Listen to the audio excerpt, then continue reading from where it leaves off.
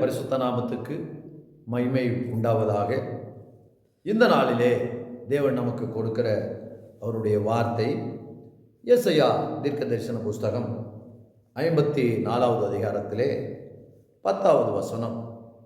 மலைகள் விலகினாலும் பர்வதங்கள் நிலை பெயர்ந்தாலும் என் கிருபை உன்னை விட்டு விலகாமலும் என் சமாதானத்தின் உடன்படிக்கை நிலை பெயராமலும் இருக்கும் என்று சொல்லி உங்கள் மேல் மனதுருகிற கர்த்தர் சொல்லுகிறார் என்ற வார்த்தையை தேவன் கொடுக்கிறார்.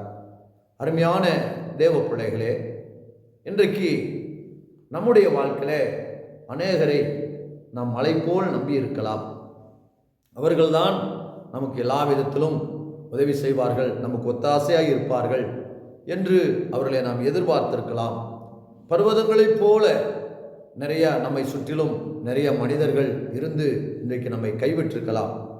ஆனாலும் ஆண்டவர் சொல்லுகிறார், அப்படி நாம் நம்பின மலையைப் போல நம்பின மனிதர்கள், பர்வதங்களைப் போல நம்மை சுற்றி இருந்த மனிதர்கள் நம்மை விட்டு விட்டாலும் நாம் கலங்க தேவையில்லை. ஏனென்று கேட்டால், நம்மை விட்டு விலகாத கர்த்தர் நம்மோடு கூட இருக்கிறார். அவருடைய கிருபை நம்மை விட்டு விலகாதபடிக்கும், சமாதானம் நம்மை விட்டு மெடுபடாதபடிக்கும் தேவன் நம்மை ஆசீர்வதிக்கிற கர்த்தராய் இருக்கிறார். எனக்கு அருமையான தேவ பிள்ளைகளே, அதனாலே நம்முடைய வாழ்க்கையிலே நம்பினவர்கள் நம்மை கைவிட்டு, நம்பினவர்கள் நம்மளை ஏமாற்றி, நாம் யாரையெல்லாம் நம்பினோமோ அவர்களெல்லாம் ஒருவேளை நம்மை கைவிட்டிருக்கலாம்.